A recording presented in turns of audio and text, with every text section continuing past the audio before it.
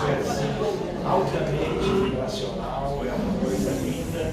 E eu queria, antes de tudo, agradecer a presença de todos vocês, agradecer ao Guilherme e aos amigos dirigentes da casa, Guilherme por aqui proporcionar a nossa vinda até Recife para fazermos um determinado estudo, agradecer aos amigos que nos recebem, a presença de todos vocês. Queria dizer, antes de tudo, também, que esse é um tema para o seminário. Nós vamos usar 1 hora, 2 ou 3, e é o mínimo, assim, né? Às vezes, quando a palestra é noturna, a gente pensa na meia-noite. Tudo bem, a ideia é que é como um tema inesgotável.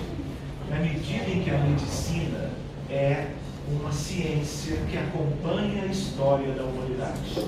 Temos mais de 5.000 anos da história escrita da humanidade e, ao mesmo tempo, evidências lá naquelas regiões do Egito e da Grécia, evidências muito claras. Até antes disso, com pinturas rupestres em cavernas da antiguidade, de períodos pré-históricos, a ideia de que sempre existiram a figura dos pacientes e a figura dos terapeutas ou de médicos, como se poderia dizer, daqueles que estavam procurando cuidar dos enfermos a cada época. A história da medicina formal começa com Imhotep, no Egito Antigo, que era amigo do faraó, e é ele que começa a lidar com os doentes de uma forma, vamos dizer assim, algo científica. Depois nós tivemos Hipócrates, os dois são chamados de pais da medicina. E o que nós fazemos hoje é algo que só pode ser feito em função do Consolador, por acredito. E aí, novamente, nós compreendemos a coisa extraordinária que foi a providência de Jesus para que tivéssemos a doutrina espírita iluminando o conhecimento de um modo geral, incluindo a própria religião, a ciência, a filosofia e a arte. A medicina não podia ficar de fora, de tal maneira que hoje se pode trabalhar numa fronteira linda entre a medicina acadêmica, a medicina que antes era de um paradigma materialista, mecanicista, cartesiano, e agora vem sendo como que iluminada por um paradigma novo, que é o paradigma espírito e matéria, mente e corpo. Só esse aspecto nos ocuparia, vamos dizer, o tempo que nós teríamos para fazer hoje a nossa singela apresentação. Mas isso, quem sabe, poderíamos distender num outro momento. O que nós gostaríamos de lembrar, quando a gente coloca assim, medicina mediúnica, é por quê? Porque com o advento da doutrina espírita, do movimento espírita, das bases kardecianas, trazendo aquilo que é, vamos dizer assim, a segurança na atividade mediúnica, até certo ponto, nós podemos perceber que quando nós atendemos um caso qualquer de um paciente mais grave, ou até menos grave, de doença ou transtorno mental, ou de doença clínica mais importante no campo das cardiopatias, das doenças neoplásicas ou dos tumores, das doenças degenerativas e assim por diante, nós encontramos espíritos, sempre. Ninguém, isso é lei, uma lei que não está posta ainda como tal, mas a experiência se repete tantas vezes que nós já temos uma espécie de convicção no sentido de que ninguém adoece sozinho. Não me refiro a resfriado comum, eu me refiro a patologias importantes, que são hoje aos milhares. Aqueles que são os livros que listam as enfermidades, o número é cada vez maior de páginas e de itens e subitens escritos. De tal maneira que nós estamos obtendo da doutrina espírita ferramentas novas, especialmente no campo da mediunidade, para nós, encontrando os espíritos vinculados aos doentes de uma maneira geral, e, portanto, isso é atividade que não é de consultório, isso é atividade da instituição espírita, que tenha se familiarizado com as reuniões mediúnicas sérias, como dizia Kardec, também com este objetivo, de consolar, de procurar melhorar o prognóstico das enfermidades que são, vamos dizer assim, em número tão expressivo e que geram todo tipo de sofrimento para cada uma das pessoas, para as suas famílias, para a sociedade de um modo geral. Então, em breves palavras, essa medicina mediúnica contemporânea, eu digo contemporânea, que é aquela que é possível nos dias atuais. Daqui a 200 ou 500 anos, na medida em que a humanidade avançar em termos de recursos morais, individuais, pessoais, daqueles que estão se enfronhando, vamos dizer, nesta realidade, nós haveremos de fazer mais do que se pode fazer hoje. Outra ideia, guardem isso, não vou dizer que é lei, que pode ser uma pretensão de adiantarmos no tempo, mas no futuro, todos os hospitais da Terra terão equipes mediúnicas. Eu talvez até pudesse dizer pequenos centros espíritas, pequenos, médios ou grandes, vai depender do tamanho geral do hospital, no sentido de, ao mesmo tempo que o doente está internado em terapia intensiva, ou numa unidade de pós-operatório de cirurgia cardíaca, ou numa UTI neonatal, ou numa enfermaria comum, os doentes estarão recebendo ali os cuidados médicos profissionais, com a medicina da época, como já se tem hoje. Mas, ao mesmo tempo, os casos serão tratados por equipes que estarão ali. Os centros espíritas continuarão colaborando, mas hoje a base está nele. E nós precisamos estudar a doutrina espírita, estudarmos Kardec detidamente e as obras de André Luiz, de Emmanuel, de Humberto de Campos, para que a gente tenha a base para trabalharmos essas questões. Então fica a ideia, ninguém com doença grave está sozinho. E é como uma regra, quando você usa uma reunião mediúnica com médiuns competentes, médiuns bem treinados, experimentados ao longo do tempo, quando você cuida do contexto espiritual, todos os doentes melhoram. E eventualmente até um ou outro melhora tanto que nós podemos lembrar da palavra cura. Tanto no campo físico, das enfermidades biológicas, como no campo das doenças mentais. Então, quando eu digo contemporânea, é porque o que é contemporâneo hoje já é um progresso lindo em relação ao que nós tínhamos, inclusive, na época da codificação. E com muito mais razão antes dela.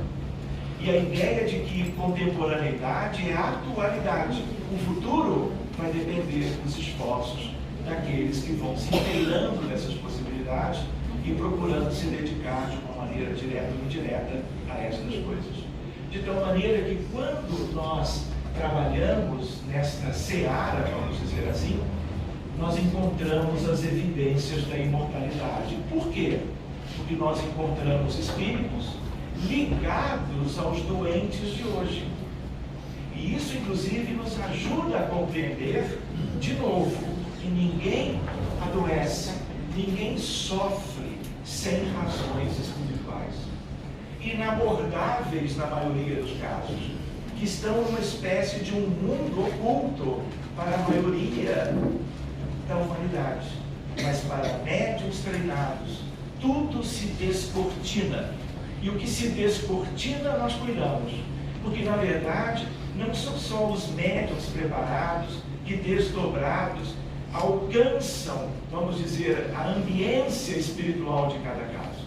É o mundo maior que tem todo o interesse nestas coisas, que levanta o véu do tipo, vejam isto e cuidem.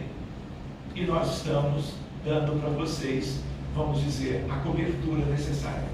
Na verdade, são eles que estão cuidando. Nós participamos um pouquinho, mas a essência do trabalho é da espiritualidade. Muito bem, estamos aqui em Recife, hoje é 13 de outubro. Então vamos adiante. Esse é o primeiro slide, são 149.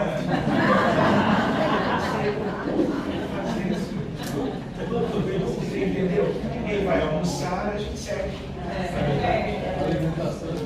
Muito bem, então só para nós nos lembrarmos da figura querida de Allan Kardec, numa imagem pouco conhecida, que nós gostamos muito, que foi pintada por um amigo lá na Finlândia. A ideia da medicina, a ideia de que mundo é esse? Esse é um outro tema para nós avançarmos ao bolso adentro, sobremesa e tudo mais. Mas a ideia é a ideia de que este é um mundo que é uma escola, é um grande educandário, mas em essência é um grande hospital. Quem já não adoeceu, vai adoecer daqui a pouco, ou vai adoecer em algum momento da existência atual. Ou se na sua programação reencarnatória não se incluiu a questão da enfermidade, que traz muitos aspectos no sentido do progresso da criatura, pode ficar para uma próxima ou quando necessário, se necessário. Mas a ideia qual é? São milhares e milhares de doenças. E nós somos aqui na Terra, no dizer de Emmanuel, no capítulo Grande Educandário, que é do livro Roteiro, nós somos 20 bilhões de humanos. O que significa dizer que, pelas estatísticas, somos 7,5 bilhões de encarnados, o que significa dizer que temos 12,5 bilhões do lado de lá. E nós estamos trocando de lugar, não é verdade? Ora na erraticidade, ora na matéria. E a ideia qual é? Evolução. As doenças fazem parte desses processos. E os espíritos desencarnados precisam de assistência. Tanto é que nesse mundo nós temos doentes nos dois planos.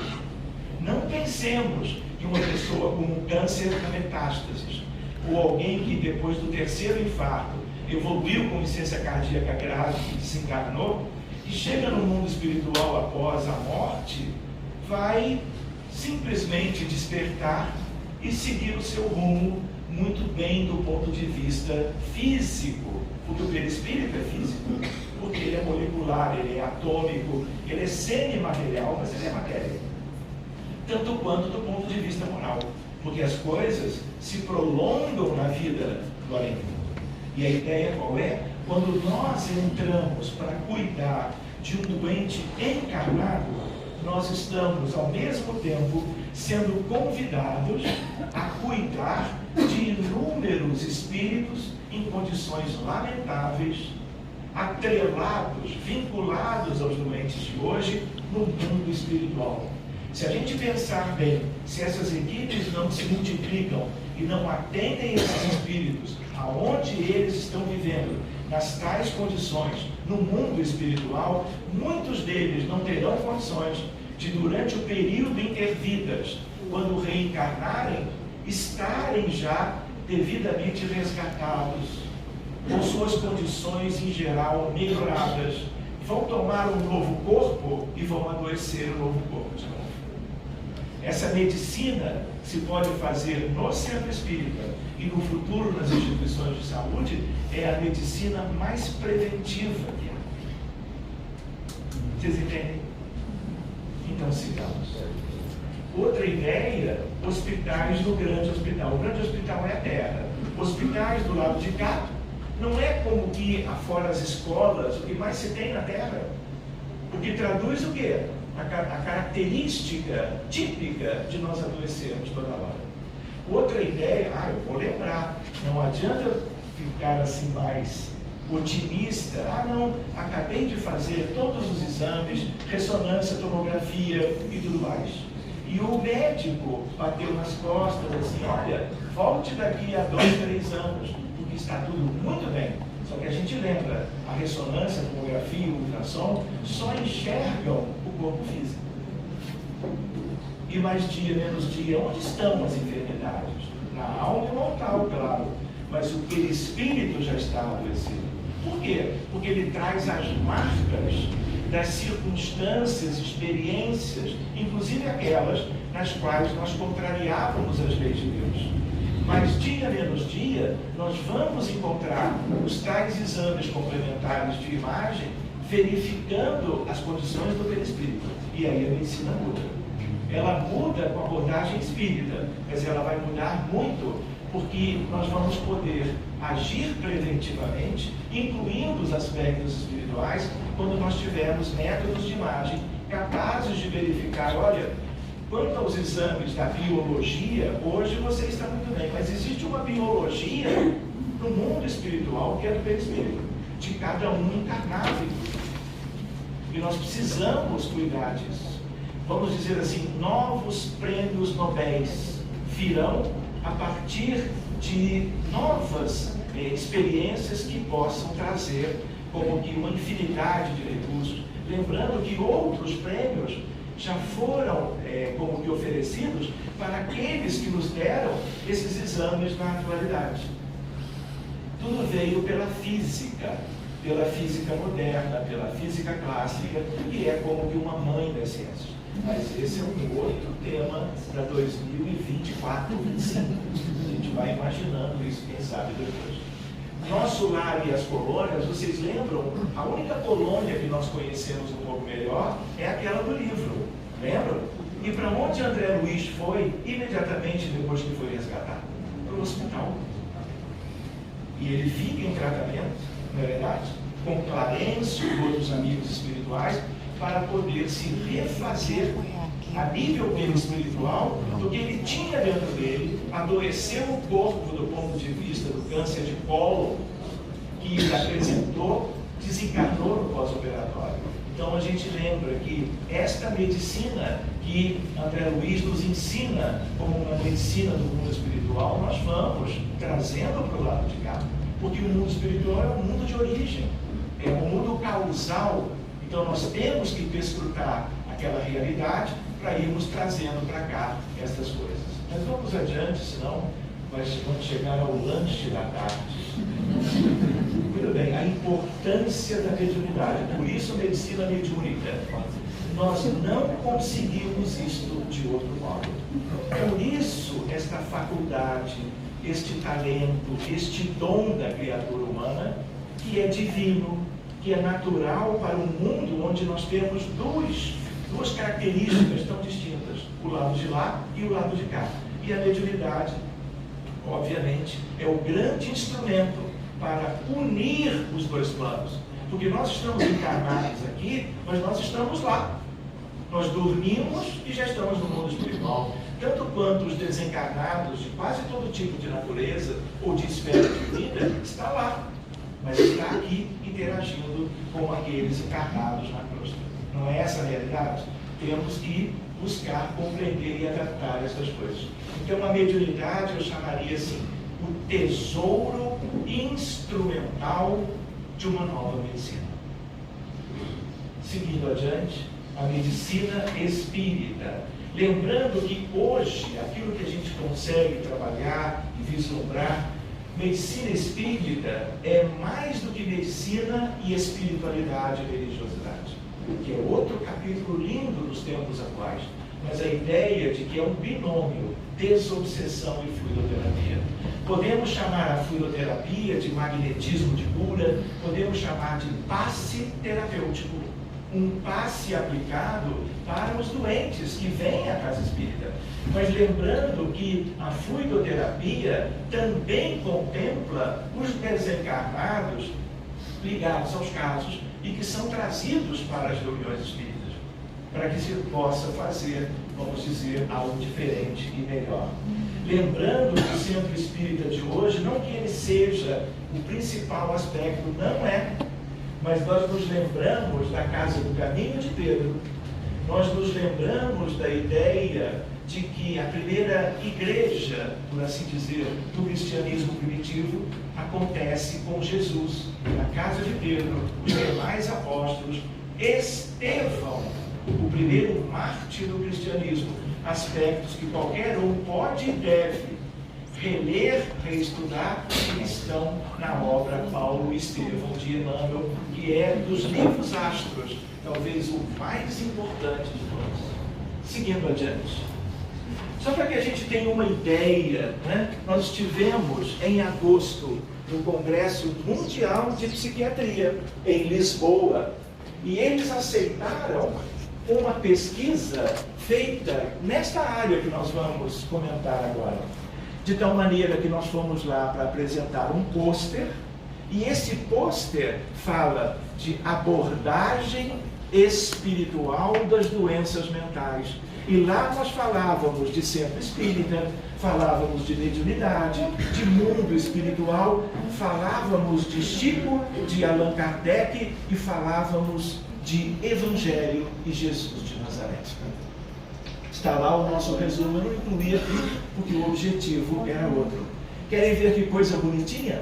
Agora, em dezembro, uma parte da Associação Mundial de Psiquiatria, de 1 a 4 de dezembro, promove um congresso mundial de fronteira entre espiritualidade e psiquiatria.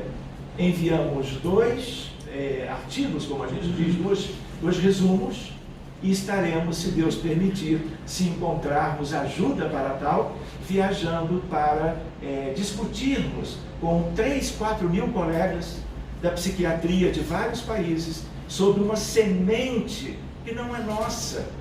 De certa maneira, ela foi sendo colocada nas mãos de muitas pessoas mundo afora. Mas na medida que está conosco, o que interessa? Divulgar isto, para que se discuta a importância de se trabalhar nesses aspectos. E o resultado veremos no futuro, que também não nos pertence. Usemos bem a semente e o resto pertence à espiritualidade. Só para nós nos lembrarmos de um dos maiores desafios, que é o transtorno do espectro autista. Nos tempos atuais, olha o que nós vemos. Um crescimento exponencial do número de casos no mundo inteiro, de tal maneira que há 15 anos atrás, a Organização Mundial de Saúde, o CDC, em Atlanta, na Geórgia, nós tínhamos um caso de criança dentro do espectro, e era uma questão que não se conhecia muito, para cada 15 mil crianças nascidas vivas. Quando esse slide foi feito, também de 2014, CDC, 1 para 68, e hoje é 1 para 58. Isso é transição planetária? É. Isso tem sentido na questão evolutiva da humanidade? Claro que tem, mas nós não vamos nos deter nisso, porque a ideia era outra. É uma doença descrita por Leo Kanner há 76 anos atrás, e até hoje ninguém sabe a origem. Por quê? Porque é doença, ou problema, ou transtorno do espírito. E aí eu complementaria, e no espírito deve ser tratado. Enfim, sigamos. Aqui a ideia das montanhas. Veja só, The Lancet, a melhor revista de medicina da Europa, que era inglesa, foi citada hoje, não foi? E aqui nós vemos as várias doenças mentais distribuídas por faixas etárias e a montanha da depressão. Ou seja, parece que o mundo está evoluindo por um lado, em muitas questões, mas no sentido de número e qualidade de doenças, nós estamos vendo um progresso no sentido menos positivo. Problemas no mundo inteiro em função, por exemplo, desta montanha. Depressão é o elemento mais importante ligado a um outro drama da humanidade atual, que é o suicídio. 2/3 das pessoas que cometeram suicídio ou que tentaram eram deprimidas. O diagnóstico não tinha sido feito, a medicação não havia sido usada e assim por diante. Nós temos ainda 2 grandes problemas para tentarmos como que solucionar. Posso contar rapidinho para não tomar o tempo de vocês? Vejam aqui, esse é um slide de título. No início de 2007 eu recebo um telefonema de um cardiologista de Manaus, região amazônica. Ele me liga e ele diz: Sérgio, nós gostaríamos de te convidar para você abrir o congresso de cardiologia da região amazônica. 600 cardiologistas dos vários estados, especialmente Amazonas e Pará, que são os mais populosos também, por isso. E aí eu perguntei a data e eu vi rapidamente na agenda que eu teria disponibilidade, e aí eu pensava que ele ia pedir para que eu falasse de infarto do miocárdio, de insuficiência cardíaca, de arritmias cardíacas, de cardiopatia congênita, de transplantes, etc. Alguma coisa da própria cardiologia convencional. E aí eu pergunto, Marcelo Mouco é o nome dele, o que você gostaria que fosse então o tema para os colegas todos? Olha, nós gostaríamos que você falasse sobre espiritualidade e doença cardiovascular. E isso é inusitado, mas são os novos tempos em que nós vamos ver espiritualidade e psiquiatria, espiritualidade e neurologia, espiritualidade e doença cardiovascular. São as três especialidades que, por razões simples, estão como que mais abertas e participando mais dos esforços de unir as duas coisas. Muito bem, aí eu perguntei, Marcelo, ótimo, que dei parabéns a ele e à comissão científica pela escolha do tema, já me imaginava lá, e aí eu perguntei, então, Marcelo, quanto tempo eu tenho para falar? Ah, Sérgio, 20 minutos. Eu falei, não vou. O avião é do Rio de Janeiro, atravessa diagonalmente o Brasil e chega em Manaus. 4h30 de voo. Para 20 minutos? Aí ele ficou muito assim, tá bom, Sérgio, deixa eu conversar com os colegas. No outro dia ele liga e diz, olha, Sérgio, conseguimos 1 hora. Eu falei, agora eu vou. E aí foi muito interessante. Esse é o slide de título, 28 de setembro de 17, Sociedade Brasileira de Cardiologia. Eu coloquei as araras de propósito, porque é como um símbolo da região amazônica e a ideia do tema. Sociedade de Cardiologia do Rio de Janeiro. Olha o tema. Repercussões fisiológicas determinadas pela religiosidade e espiritualidade. Ou seja, o que estas questões podem, uma vez vivenciadas, modificar para melhor ou para pior a fisiologia cardiovascular. Então são tempos novos. E esses tempos eram esperados. Nós só temos que nos dedicar cada vez mais para vermos essas coisas se ampliando. Muito bem, a ideia de uma fluidoterapia espírita numa casa irmã do Rio de Janeiro, vejam a organização, o número de pacientes, a equipe preparando para um dos aspectos do binômio, que é o passe terapêutico ou a fluidoterapia espírita. Que lugar que é esse? Não é nosso lar? Pelo menos a nível de um desenho. Lembra do tio André? Ele sai com o perispírito todo como que danificado. Na verdade, esse perispírito não sofre pelo efeito da cirurgia ou da retirada de um pedaço do colo. Na verdade, ele já estava alterado. Estas alterações é que levaram à neoplasia da estrutura do tubo digestivo. Posso contar? Esse é um primeiro caso. No computador tem diversos, eu diria centenas, porque esta é uma experiência de 35 anos. E esse é um caso que é dos últimos anos. O nome dele é Rodolfo, ele é carioca. Ele estava muito bem, completamente rígido, vida normal, até que ele faz uma pneumonia comunitária. O que é pneumonia comunitária? É uma pneumonia simples, desencadeada pelo pneumococcus. Pode até curar sozinha, mas em geral, diagnosticada, é tratada com antibióticos. E a resolução, o prognóstico é ótimo. Só que no caso dele, ele vai agravando, toma medicação em caráter ambulatorial, evolui para pneumonia bilateral extensa, grave, com insuficiência respiratória aguda. É levado para um dos melhores CTIs do Rio de Janeiro, em Copacabana. E como é que eu soube do caso? Eu estava numa quinta-feira para começar uma reunião mediúnica para atender já vários casos, vamos dizer, escolhidos. Chega uma fisioterapeuta, Isabel, que trabalha conosco, chegou um pouquinho atrasada, afobada, Sérgio, tem um caso para hoje, não pode esperar. Falei, calma, Isabel, deixa eu fazer a leitura de Emmanuel, a prece de abertura, logo em seguida você fala do seu caso. Eu nunca tinha visto a Isabel tão aflita. No que eu dou a palavra para ela, ela diz, Sérgio, a esposa de um paciente, a esposa do Rodolfo, que é fisioterapeuta também, ela diz assim, olha, eu acabei de ser chamado pelos colegas da rotina do hospital do CTI e eles me disseram, olha, nós não temos mais esperança. Do tipo, prepare-se. E aí ela já sabia dos outros dias que a gravidade dele era qual? Ele tinha que ser tratado no ventilador mecânico com oxigênio a 100%. Há 15 dias. E eu que até trabalhei anos e anos em terapia intensiva, nunca tinha visto isso. 100% você usa pós-parada cardíaca e começa a reduzir para chegar a 35, 40, 30 e depois desmamar quando o doente melhorar da causa. E aí o que aconteceu? Eles tentavam diminuir a FiO2, que a gente chama tecnicamente. Quando tentavam diminuir, o coração começava a bradicardizar. Ia parar, eles aumentavam de novo. 15 dias. Isso em terapia intensiva é completamente inusitado, eu pessoalmente nunca tinha visto. Por isso que os colegas chamaram a esposa e disseram, olha, prepare-se. Muito bem, ela liga para a Isabel aos prantos, e a Isabel transfere essa ansiedade para ela própria e para o grupo. E aí ela diz, olha, o caso é esse. Eu falei, é verdade, isso é risco iminente de vida. Eu recolhi os casos outros que eu tinha pensado de atender e, claro, dei prioridade.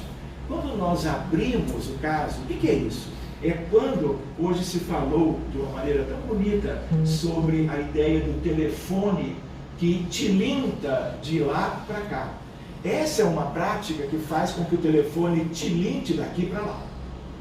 Por quê? Nós trazemos o caso para a espiritualidade. Nós abrimos a reunião mediúnica conclamando a devida assistência para que possamos ajudar. E eu vou dizer para vocês, a espiritualidade atende o telefone sempre.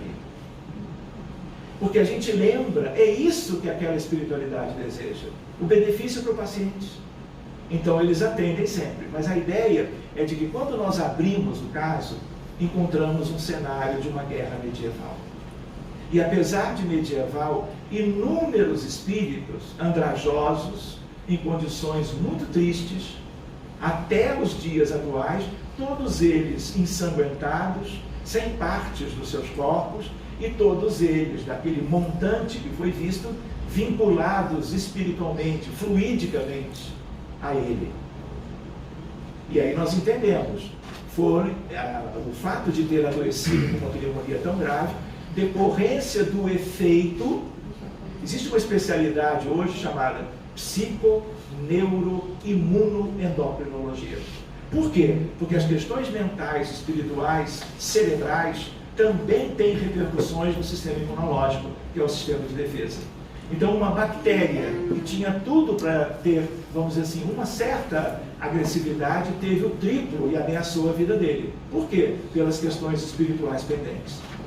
Ele não conseguiu tratar isso antes de reencarnar. Pois bem, cuidamos de todas as vítimas. Um dia a gente pode fazer ou pensar num seminário como que se realizam essas coisas na prática. De tal maneira que todo este conjunto de vítimas, se nós usássemos uma técnica mais simples da experiência do movimento espírita desde sempre, nós teríamos que buscar todos esses espíritos, vamos dizer que sejam 85 ou 240, e aí nós tínhamos que fazer uma fila de espíritos organizada por trás dos médiuns, compreenderam? Então não se pode, porque nós ficaríamos 3 meses para um caso. Há uma série de coisas do conhecimento adiantaram possibilidades de nós cuidarmos em coletivo, o coletivo que se encontra.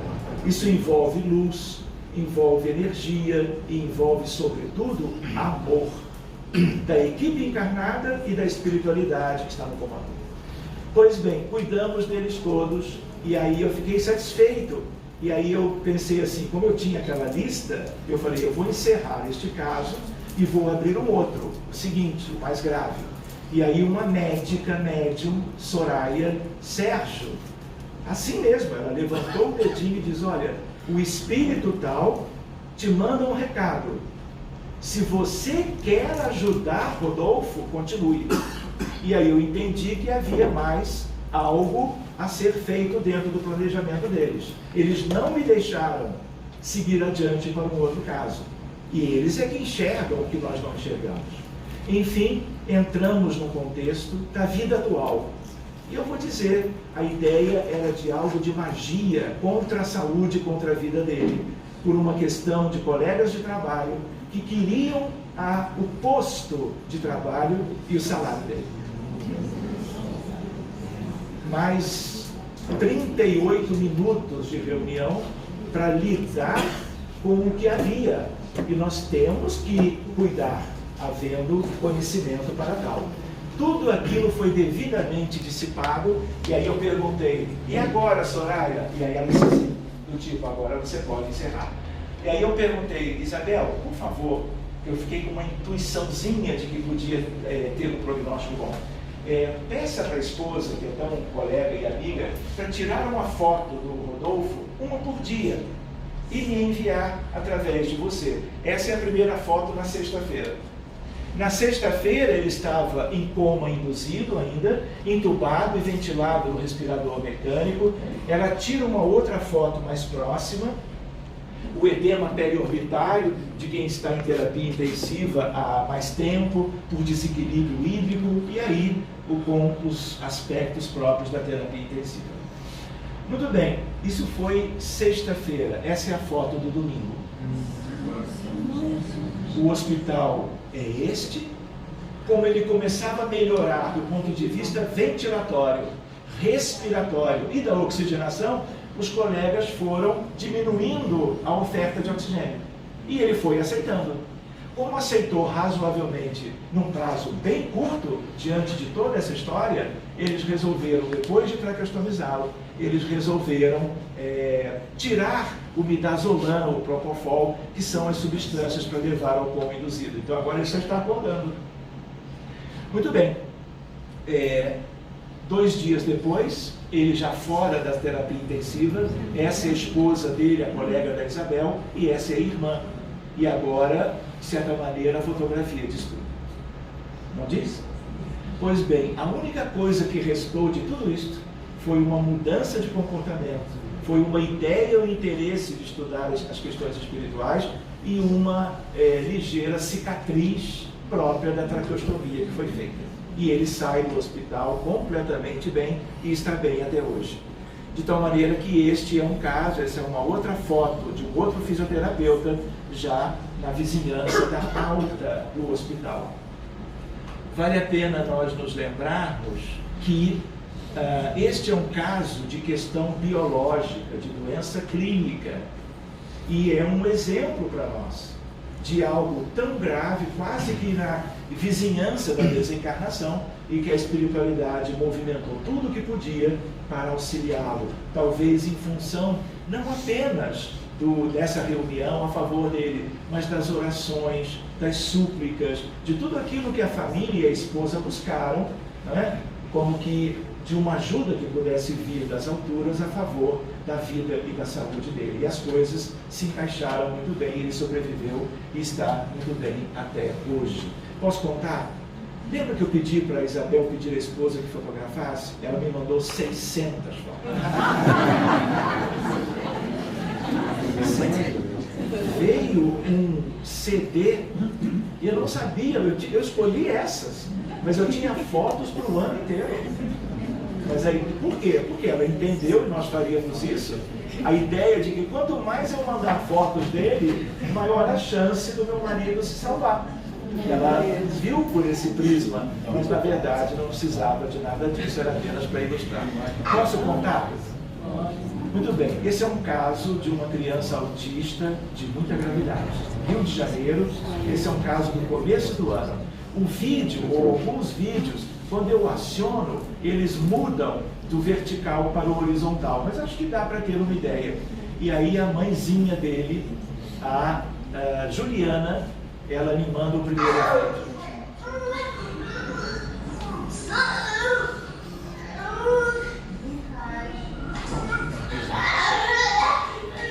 Ele não está com fome, ele não foi abusado, pelo contrário, pais muito amorosos, oferecendo a ele tudo de melhor da psiquiatria e das várias atividades que são buscadas para as nossas crianças dentro do espectro. Pois bem, guerra.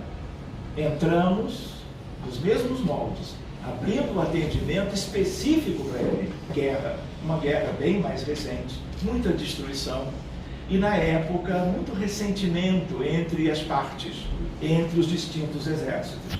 E vítimas, as centenas espalhadas, por que chão?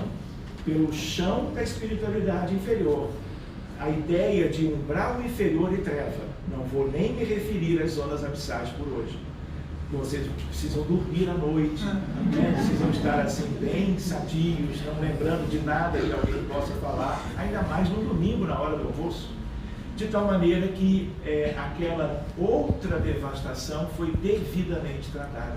E com as técnicas próprias para isso, envolvendo amor e luz, sentimentos de caridade, mobilização da espiritualidade, isso agiliza de um modo notável o resgate e o benefício para as vítimas. E elas são guided, elas são remetidas, levadas já em condições completamente diferentes. De tal maneira que vão para onde? Para hospitais, para colônias, hospitais de colônias e postos de auxílio que nos dão cobertura. Eles abrem os leitos, alguns nem de leitos vão precisar, mas a ideia é de que tudo nós não podemos conseguir numa reunião. Então eles vão continuar em tratamento. Muitos deles são de outros países, outras culturas, porque são dramas de fora do Brasil, por exemplo. Vocês entendem isso? Muito bem, e aqui a primeira fotografia depois do atendimento, essa é a avó materna, e aqui ele já super mais calmo, num encontro afetivo com a avó, e ele tem uma melhora nítida aos olhos de todos, de tal maneira que o pai, que era uma pessoa que nada tinha de afinidade com as questões espirituais, hoje ele é um dos frequentadores da instituição, porque ele veio buscando saber o que é isto, né? Porque ele conheceu o filho dele antes, durante vários anos, todos os dias, até que algo diferente acontecera. E aqui é a mãe, a Juliana Minelli, e aqui ele no colo da mãe. Hoje, eu e ele e a equipe somos amigos. Por quê? Nós tínhamos uma fluidoterapia às segundas à noite, continuamos tendo, para os adultos. Mas o número de crianças que foram chegando foi crescendo tanto que não era o ambiente ideal para as crianças. Então nós criamos um outro espaço nas quintas-feiras, da chamada fluido infantil. Vamos dizer, 90% dos pacientezinhos da fluido infantil estão dentro do espectro. E os que não estão são doentes de síndromes epiléticas muito graves. Síndrome de Rett, Prader-Willi e outras questões bem delicadas. E eles estão recebendo o tratamento fluídico, que é o outro lado do binômio. O atendimento mediúnico não é presencial, mas a fluido é. Então as crianças são trazidas por pais, mães, avós, cuidadores, todas as quintas-feiras. Por quê? Exemplo, o cérebro das crianças dentro do espectro, especialmente casos severos ou moderados, esses cérebros são inflamados. Sendo inflamados, você até pode usar anti-inflamatório, mas nós usamos o fluido terapêutico da equipe encarnada para tentar mudar o padrão de inflamação.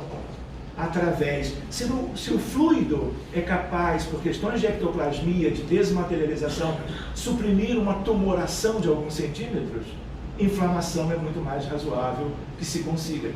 As questões neuronais ligadas aos disparos elétricos e aos tipos diferentes, que são muitos, de epilepsias e síndromes epileptiformes, etc., tudo isso a gente tenta melhorar com a presença do doente e a fluidoterapia.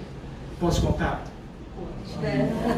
Eu estava numa cidadezinha no estado de Massachusetts, nos Estados Unidos, terminando uma palestra num domingo pela manhã, de 10 ao meio-dia. Lá eles me deram 2 horas.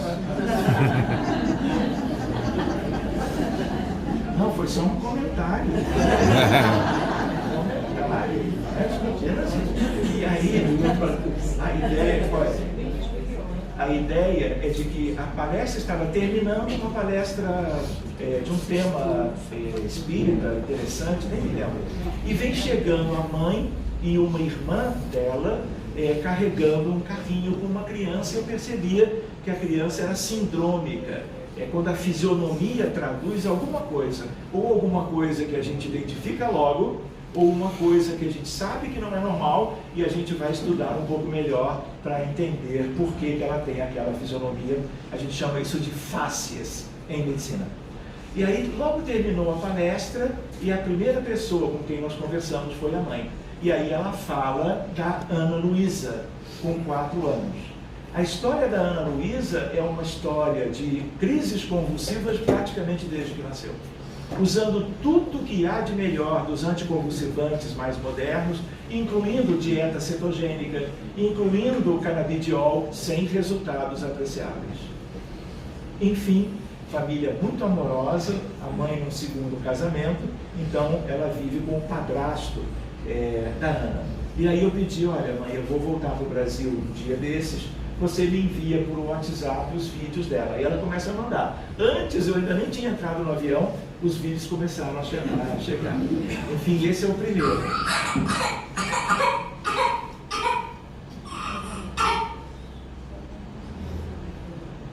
Isso é uma crise convulsiva. É em casa.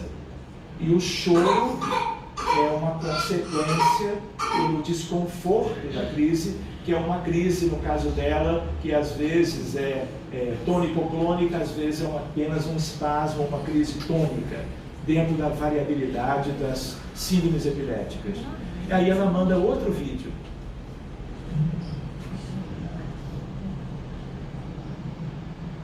Façam assim, ó.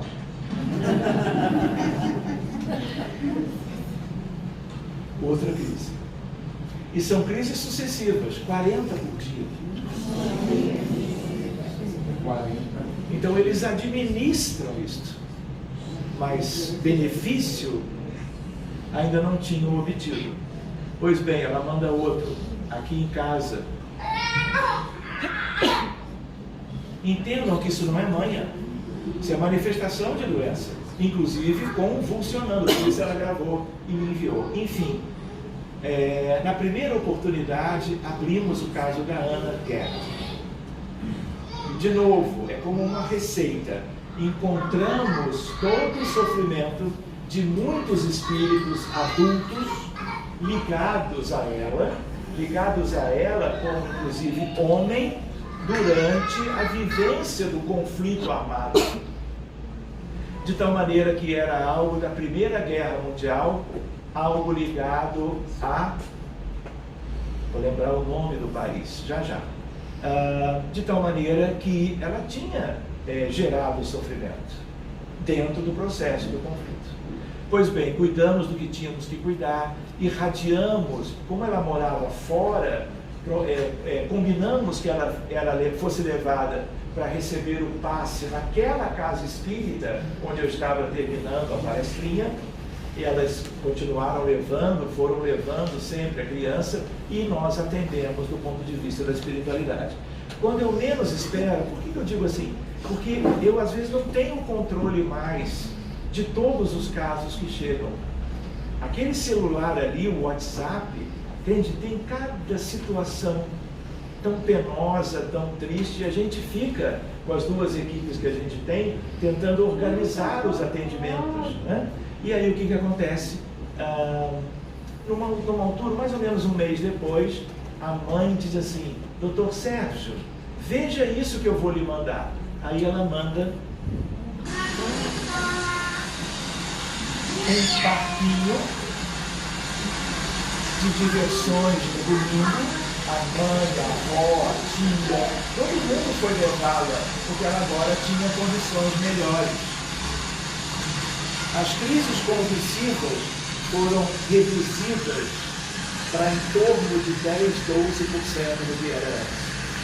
E mais do que isso, aquele tratamento possibilitou que até certos medicamentos que foram mantidos tivessem um efeito melhor. Mas ela está desmamando de todas as drogas, até os colegas de lá verem o que ela realmente precisa. E aqui ela manda mais um, andando, de pé, e com uma marcha, que é uma marcha alterada, mas em função de viver acamada e no carrinho durante meses, porque ninguém podia prever a próxima crise convulsiva. Enfim, atrofia muscular por desuso.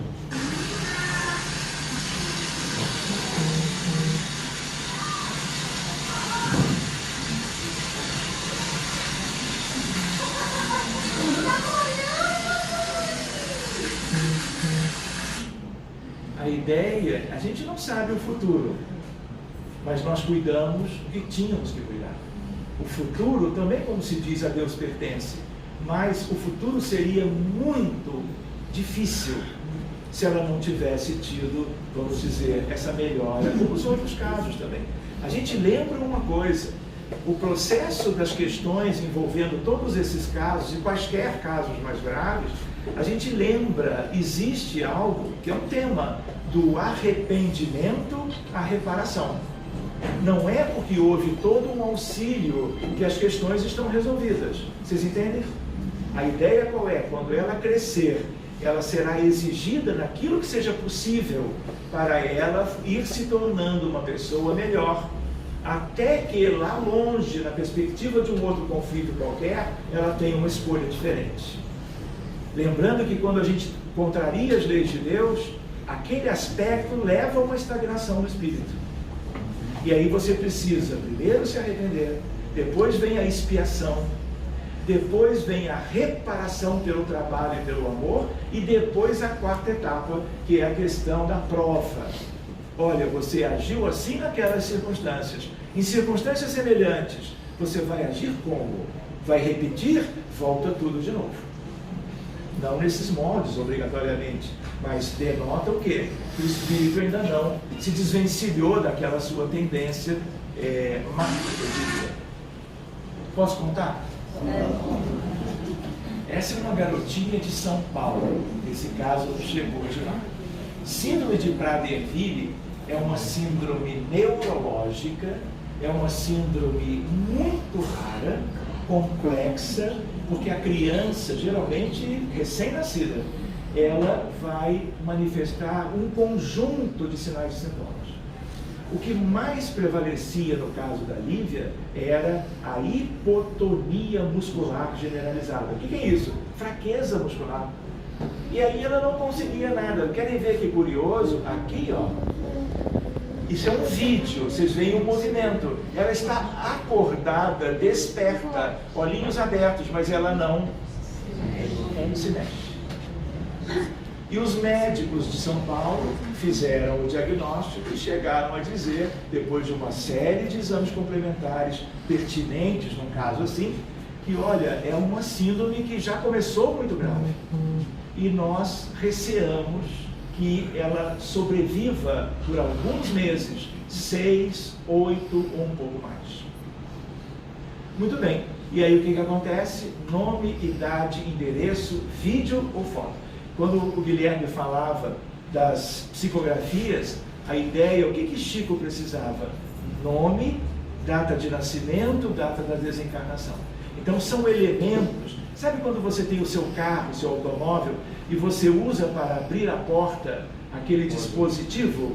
Aquilo tem uma frequência vibratória específica em hertz. Só abre a porta do teu carro e fecha depois, quando você precisa fechá-lo.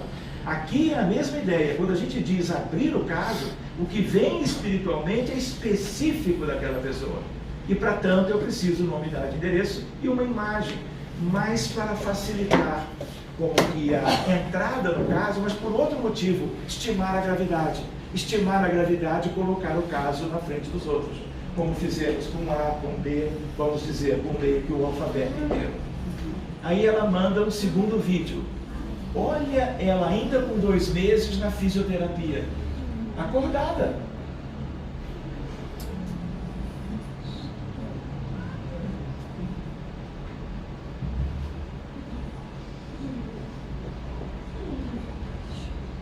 Ela tinha acesso a todos os recursos, mas o quadro era um quadro muito grave. Atendemos outra guerra. O país que eu queria lembrar antes era a Armênia, ligado ao caso anterior. 1,5 milhão de mortos na invasão do Império Otomano na Armênia. E envolvendo, na maioria, civis. E enfim, isso é tema para 2044. Lembrando, então, a ideia da síndrome, e aí o atendimento foi feito. Agora com 8 meses de idade. Agora Agora é difícil ao contrário. E agora, para segurar, vou brincar, parecia que ela estava compensando o período de natividade.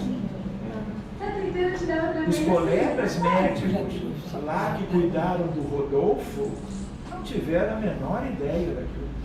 O que foi que aconteceu? A palavra milagre andou ali sendo ventilada por alguns dos colegas. Né? Aqui também. Porque é completamente fora. O que a gente aprende com isso? Que os que morreram continuam vivos, são imortais, a vida é eterna, mas mais do que isso, muitos deles estão em condições precárias e nós podemos, porque temos recursos para ajudá-los. Ajudando a eles, os doentes melhoram de uma maneira incomparável. E eu digo para vocês, isso é algo, é um momento, é como um ponto de inflexão de uma curva que descreve uma realidade da história ou uma questão da natureza. De tal maneira que isto nós nunca tivemos na história. Nós tivemos que viver no planeta 5.000 anos, pelo menos, para que Allan Kardec viesse, para que Chico Xavier viesse depois, e os dois nos deixassem um legado extraordinário para que a humanidade crescesse em todos os sentidos e a medicina pudesse avançar nos moldes que a gente hoje consegue. Quer ver o último slide? Festa de aniversário. A boletinha dela.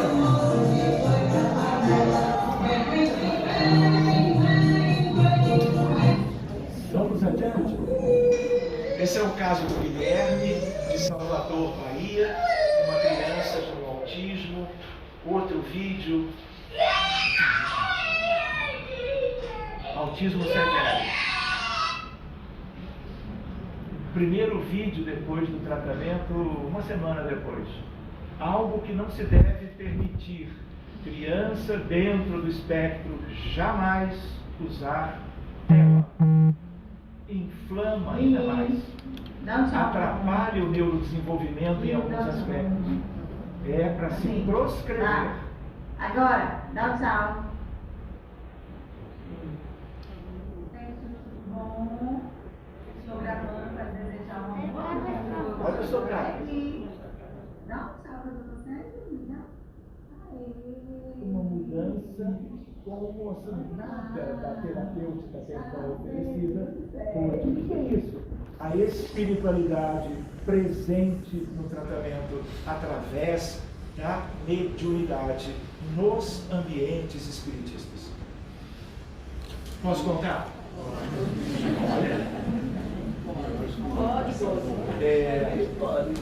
Eu vou me lembrando do Guilherme de novo, que comentou sobre Nova Zelândia, sobre Auckland, né, 5 vezes. Esse é um caso de Sydney, Austrália, em que me liga na época era o Skype.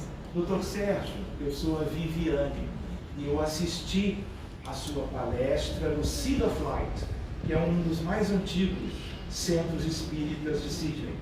E Sydney é a cidade mais importante da Austrália. A capital é Canberra, mas ela é bem pequenininha. Enfim, ela diz, olha, eu tenho um filho, eu e o meu marido, Thales, ele é o Mateu, ele nunca teve nenhum problema, está muito bem. Mas eu hoje acabei de fazer, porque grávida, fazendo acompanhamento pré-natal, eu fiz um ultrassom. E o médico do ultrassom ficou com os olhos arregalados e me disse, olha, eu estou vendo algo aqui que eu nunca tinha visto. Era na cabecinha do menino como que a dilatação dos 2 ventrículos laterais, que tinham uma dimensão muito além do razoável dentro dos padrões ecográficos normais. E ele dizia, olha, eu não sei o que sugerir, mas procure um neurologista, um neuropediatra, para começar a ver o que pode ser isso. E ela, vindo da clínica, antes de ir ao médico, lembrou de um estudo antigo, de 3 anos antes. Eu falei, olha, vamos abrir o caso. Me mande o que você tiver, serão subsídios. E qual é a ideia? Eu preciso abrir para a criança, porque o problema é na criança, não é na mãe. Entende que são 2 espíritos diferentes? Abrimos Guerra do Vietnã. E ele era piloto de caça americano. E quando ele usava, ele, claro, era hierarquia militar. Ele saía para bombardear, mas quando ele fazia